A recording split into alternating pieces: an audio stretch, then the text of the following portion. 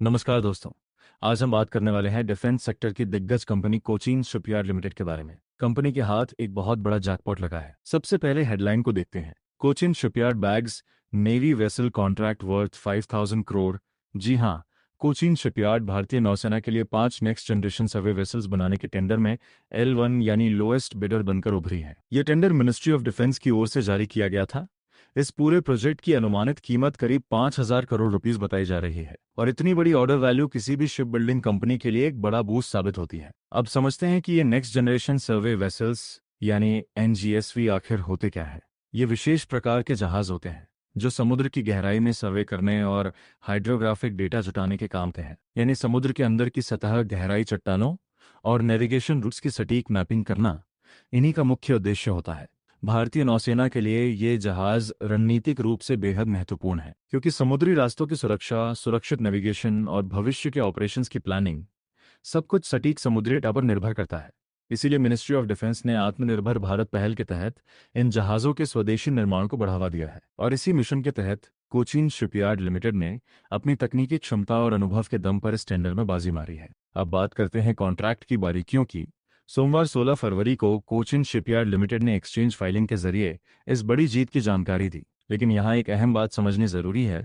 Company को फिलहाल सिर्फ L1 यानी लोवेस्ट बिडर घोषित किया गया है, यानी फाइनल कॉन्ट्रैक्ट अवार्ड अभी कुछ जरूरी औपचारिकताओं और सरकारी प्रक्रियाओं की पूरा होने पर निर्भर करेगा। जब तक लेटर ऑफ अवार्ड जारी नहीं होता तब तक इसे पूरी तरह पक्का ऑर्डर नहीं माना जाता। हालांकि कंपनी ने यह भी साफ किया है कि इस डील में कोई रिलेटेड पार्टी ट्रांजैक्शन शामिल नहीं है और प्रमोटर ग्रुप का इस टेंडर प्रक्रिया में कोई व्यक्तिगत हित नहीं है। ये पारदर्शिता निवेशकों के लिए एक सकारात्मक संकेत है। आइए अब कंपनी के हालिया नतीजों पर नजर डालते हैं। दिसंबर तिमाही में कोचीन शिपयार्ड लिमिटेड का प्रदर्शन थोड़ा मिला जुला रहा है। सबसे पहले पॉजिटिव साइड देखते हैं। कंपनी का रेवेन्यू करीब 17.7% बढ़कर 1,350.4 करोड़ रुपीस पर पहुंच गया है। यह साफ संकेत देता है कि प्रोजेक्ट्स का एग्जीक्यूशन तेजी से हो रहा है और ऑर्डर बुक से रेवेन्यू में कन्वर्जन मजबूत है। लेकिन अब दूसरी तरफ देखिए, कंपनी का नेट प्रॉफिट करीब 18.3% घटकर 144.6 करोड़ रुपीस रह गया है। यानी रेवेन्यू बढ़ा लेकिन मुनाफा दबाव में आया। इस गिरावट की मुख्य वजह मार्जिन्स पर दबाव बताया जा रहा है। शिपबिल्डिंग सेक्टर में रॉ मटेरियल लागत, लेबर कॉस्ट और लंबी प्रोजेक्ट टाइमलाइन सीधे तौर पर मार्जिन्स को प्रभावित करती हैं और निवेशकों के लिए यही समझना बेहद जरूरी है। अब बात करते हैं उस मोर्चे की जहां कंपनी को थोड़ी चुनौती मिली है। दिसंबर तिमाही ने कोचिन शिपयार्ड लिमिटेड का ईबिटा करीब 21.5% गिरकर 186.6 करोड़ रुपीस रह गया है और इसका सीधा असर पड़ा है ऑपरेटिंग मार्जिन पर। पिछले साल जहां ऑपरेटिंग मार्जिन लगभग 20.7% था, वहीं अब यह गिरकर करीब 13.8% पर आ गया है। यानी कॉस्ट प्रेशर और प्रोजेक्ट मिक्स ने कंपनी की प्रॉफिटेबिलिटी पर असर डाला है। लेकिन कहानी का दूसरा पहलू भी है। 5,000 करोड़ रुपीस का नया डिफेंस ऑर्डर कंपनी की ऑर्डर बुक को काफी मजबूती देगा। मजबूत ऑर्डर बुक का मतलब है लंबी अवधि की रेवेन्यू विजिबिलिटी और बेहतर कैपेसिटी यूटिलाइजेशन।